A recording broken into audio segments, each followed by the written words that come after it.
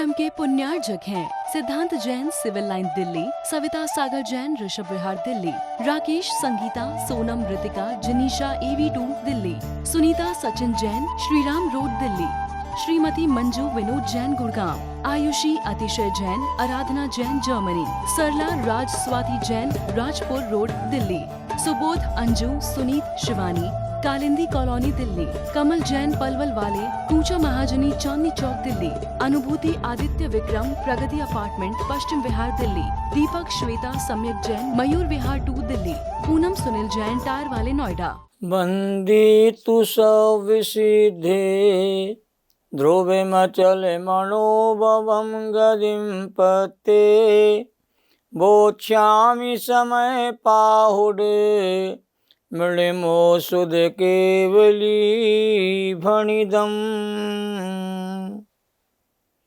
आचार्य कुंदकुंद देव और उनके दोनों महान टीकाकारों को नमन और वंदन। समय सार ग्रंथादि राज का मांगलिक स्वाध्याय स्वयं के कल्याण के निमित्त किया जा रहा है।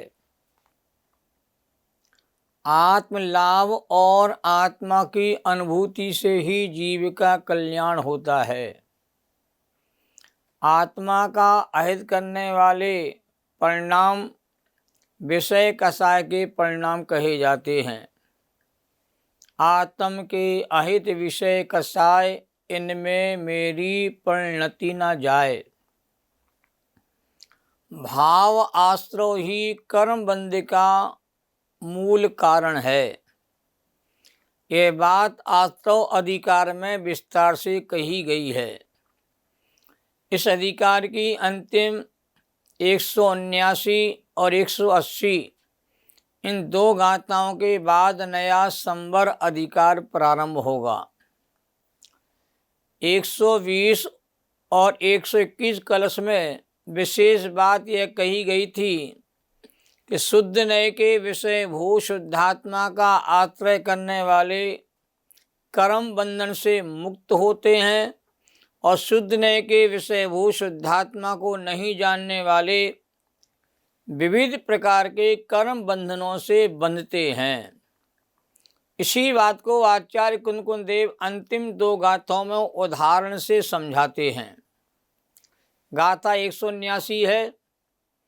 जयपुर सेणाहारो गही दो परिणमदि सोवणे अभियम मंसिवसारुहि रादी भावे उदरग्गि संयुक्तो। जय पुरी सेणाहारो गही दो परिणमदि सो अणे बिहम मंस वसा रुहि राधी भावे उद्रग्गी संयुक्तो। जयपुर सेणाहारो गही दो परिणमदि सोवणे अभिहम मंस बहारुहि राधी भावे उद्रग्गी संयुक्तो। 180 नंबर गाथा देखे। दोनों गाथाओं का विषय एक साथ है। तैलाणे सदुपोबम जे बद्धा पच्चिया बहु वियप्पम भजन्ते कम्मम ते लय परिहीणादुते जीवा। तह लाणिस दुपुब्बम जे बद्धा पच्चया बहु वियप्पम भजन्ते कम्मम ते नय परिहीणा दूते जीवा। जय लाण सदुपोबम जे बद्धा पच्चिया बहु वियप्पम भजन्ते कम्मम ते नय परिहीणा दूते जीवा। अब दोनों गाथाओं का अनुवाद देखिए। 179 गाथा का अनुवाद।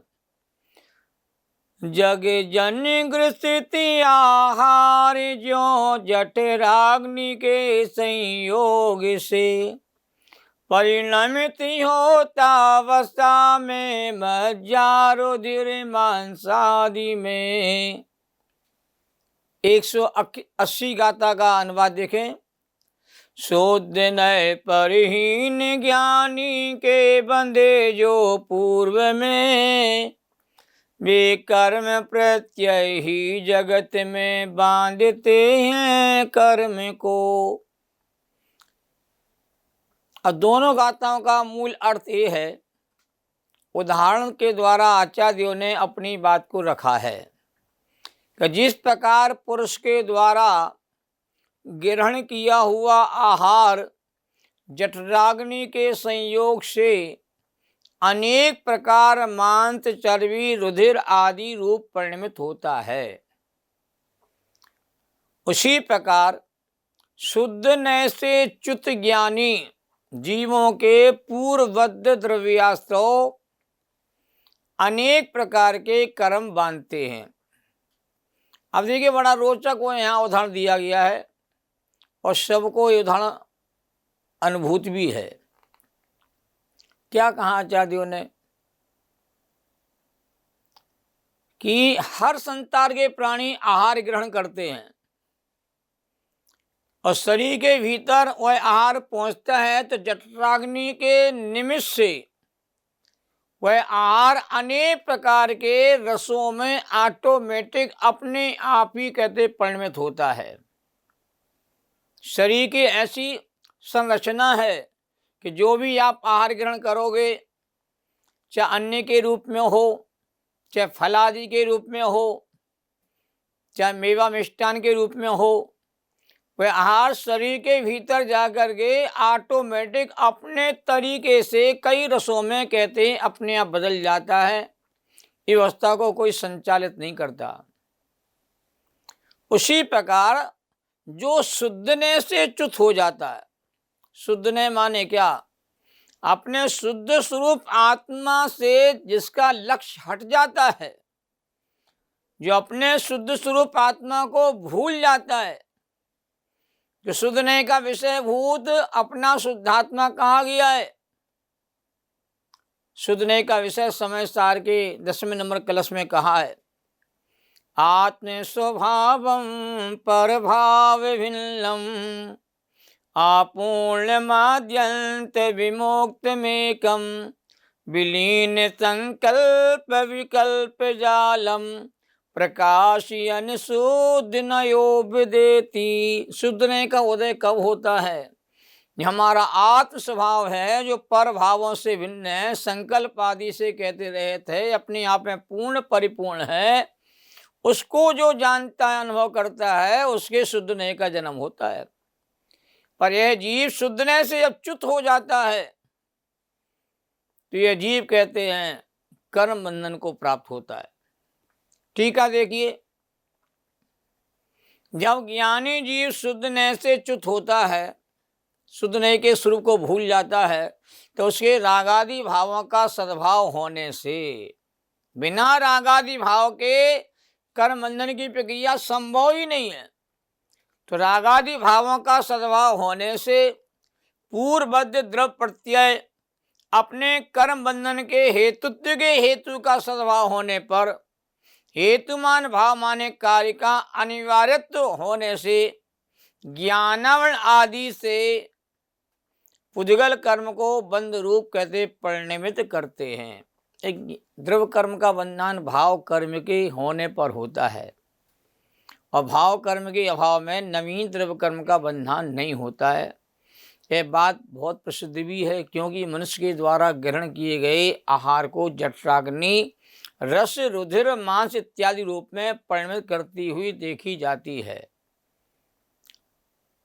पुरुष द्वारा किए गए आहार के उदाहरण के माध्यम से यह बताया गया है, जिस प्रकार गृहीत आहार को जठराग्नि ही खून मांस आदि रूप परिणमित करती है, उसी प्रकार पूर्वबद्ध द्रव्य प्रत्यय अर्थात पूर्व काल में बांधे गए द्रव्य कर्म ही कर्मा बगनाओं को ज्ञानावरण आदि कर्म रूप कैसे परिणमित करते हैं।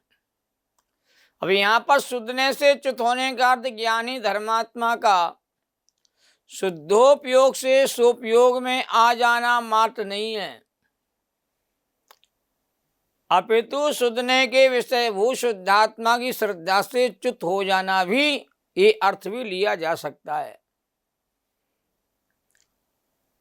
इसके बाद कलश 122 में कहा है कि संपूर्ण कथन का तात्पर्य यह है कि शुद्धने त्यागने योग्य नहीं है।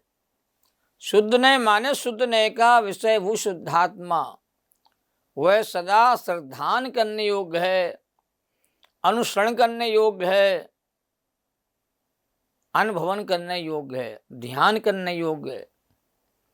तो शुद्धने त्यागने योग्य नहीं है, अपना स्वरूप कभी त्यागा नहीं जाता है, और परदेव को कहते कभी ग्रहण किया भी नहीं जाता है। तो शुद्धने त्यागने योग्य नहीं है, क्योंकि उसके त्याग से बंद होता है। शुद्ध स्वरूप से दृष्टि जिस समय जीव की हट जाती है, उसी समय राग आदि भाव में जीव लिप्त होता हुआ कर्म बंधन को प्राप्त होता है। और शुद्धने के अत्याग से माने ग्रहण से बंद कहते नहीं होता। जिन जिन ज्ञानी धर्मात्मा जीवों ने अपने शुद्ध चेतन स्वरूप का अनुभवन किया है, उस काल में वह ज्ञानी पुरुष बंधन को प्राप्त नहीं हुआ और निर्बंध अवस्था को प्राप्त होता है। और यह निचोड़ समय सार ग्रंथ का ही नहीं है, यह निचोड़ संपूर्ण जिनागम का है, और संपूर्ण दिव्य धुनि का सार भी कहते हैं यही है। कहाँ है? अनुवाद के माध्यम से, शुद्ध नए के त्याग से ही बंध और अशांति है, शुद्ध नए के ग्रहण से ही मुक्ति एवं शांति है। शांति का अनुभव अपने शुद्धात्मा की अनुभूति होने पर होता है, और शुद्धात्मा की अनुभूति नहीं है तो जीव कहते हैं कभी कम अशांत होता है, कभी ज्यादा अशांत होता रहता, अशांति है। आकुलता कम हो तो आकुलता ही कही जाती है, आकुलता ज्यादा हो तो महा आकुलता कही जाती है। तो जिन्हें अपने आत्मा का कहते रसास्वादन नहीं हुआ, आत्मा का अनुभव नहीं हुआ, आत्मा का भेदन नहीं हुआ, आत्मा की अनुभूति नहीं की है, ऐसे जीव आकुलता के भाव से ही कहते हैं पीड़ित रहते, दुखी रहते हैं। 123 कलश में कहा गया है, ये सारे कलश जो लिखे गए हैं ये टीकाकार अमरचंद देव के द्वारा लिखे गए हैं। आचार्य अमरचंद का योगदान भी बहुत ज़्यादा महत्वपूर्ण है। मूल गाथाएं तो हमारी आचार्य कुंदकुंद देव की हैं, और मूल गाथाओं के रहस्य को खोलने का जो महान कार्य है वो आचार्य अमरचंद देव ने सबसे पहले किया। और 2000 साल पहले कुंदकुंद स्वामी ने समय सार ग्रंथ की रचना की थी, और 1000 वर्ष के बाद अमरचंद स्वामी ने समय सार ग्रंथ पर सबसे पहले आत्मख्याति नाम की टीका लिखी है। मतलब कुंद के ग्रंथों पर किसी ने भी लिखने का साहस नहीं किया था, और सबसे पहले कुंद के ग्रंथों पर टीका लिखने का साहस कहते आचार्य अमरचंद देव के द्वारा किया गया, और उन्होंने टीका का नाम भी आत्मख्याति दिया है। आत्मा की ख्याति प्रसिद्धि होती है। समय सार के कहते हैं स्वाध्याय से मेरा आत्मा कैसा है, किस स्वभाव वाला, किस रूप वाला है, कैसे उसका ज्ञान ध्यान किया जाता है, ये आत्मीय टीका के माध्यम से अपने को जानने में आता है। तो सारे कलश जो हैं ये इनकी रचना कहते हैं अमरचंद देव के माध्यम से हुई है। इसके संदर्भ में समय सार कलश नाम का स्वतंत्र ग्रंथ भी लिखा गया, जिसमें मात्र कलश ही कलश हैं। उस कलश की कहते व्याख्या उसमें कहते विस्तार से की गई है। और पांडे राजमल जी ने सबसे पहले समय सार कलश के संदर्भ में उन्होंने देश भाषा में कहते विस्तार से भावार्थ भी लिखा, उसकी टीका भी की। ऐसे महत्वपूर्ण कलश हैं ये। तो शुद्धने के विषय भूत शुद्धात्मा का आश्रय कराने वाला शुद्धने ज्ञानी धर्मात्मा को किसी भी स्थिति में छोड़ने योग्य नहीं है। मतलब ज्ञानी धर्मात्मा शुद्धने को ना छोड़े, शुद्धने के विषय भूत शुद्धात्मा को ना छोड़े, उसका लक्ष्य बना के रखे, उस पर दृष्टि रखे, क्योंकि इसी की यात्रा से, शुद्धने की यात्रा से, अतः शुद्धने के विषय भूत शुद्धात्मा के आश्रय से अनंत अतीन्द्रिय आनंद की प्राप्ति होती है और केवल ज्ञान की प्राप्ति होती है। जब अतीन्द्रिय ज्ञान की प्राप्ति होती है तो वह केवल ज्ञान की प्राप्ति का योग बन जाता है। तो केवल ज्ञान की प्राप्ति भी शुद्धने के विषय भूत शुद्धात्मा के आश्रय के बल पर ही प्रकट हुई है और जिन्हें केवल ज्ञान की प्राप्ति हो जाती है वही जीवात्मा सिद्ध भगवान बन जाते हैं। नमो सिद्धाड़म। और जो पुरुष अंतरंग में चेतन मात्र परम वस्तु को देखता है, बाहर तो शरीर दिखेगा, बाहर तो नो कर्म दिखेगा, बाहर तो कर्म आदि का उदय दिखाई देगा, बाहर में तो राग द्वेष आदि के परिणाम कहते हैं आपको अनुभव में आ सकते हैं, पर अंतरंग में मेरा चेतन आत्मा ज्ञान दर्शन चेतना में विद्यमान है। तो जो पुरुष अंतरंग में चेतन मात्र परम वस्तु को देखता है और शुद्धने के आलम्बन के द्वारा उसमें एकाग्र हो जाता है, उस पुरुष को तत्काल सब रागादि भावों का सर्वथा अभाव हो करके जो अपने स्वरूप में एकाग्र हो जाएगा, स्थिरता को प्राप्त हो जाएगा, उसके सारे राग आदि विकारी भाव कहते हैं क्षय को प्राप्त हो जाते हैं, नाश को प्राप्त हो जाते हैं। और ऐसा ज्ञानी पुरुष सर्व अतीत अनागत और वर्तमान पदार्थों को जानने वाला, त्रिकालवर्ती पर्यायों को जानने वाला, तीन लोक के सारे पदार्थों का भूत भावी वर्तमान परिणमन जिनके ज्ञान में झलकता है, प्रति समय प्रति क्षण ऐसा केवल ज्ञान अभूतपूर्व ज्ञान है, छाया ज्ञान, वह ज्ञान कहते प्रकट हो जाता है। किनको प्रकट हुआ केवल ज्ञान? जिन्होंने आत्मा की अनुभूति की, शुद्धने के विषय भूत आत्मा के लक्ष्य को लेकर के दुनिया में अपने आत्मा के अलावा और कोई आपके लिए मंगलकारी नहीं है, उपादेय नहीं है, ग्रहण करने योग्य नहीं है।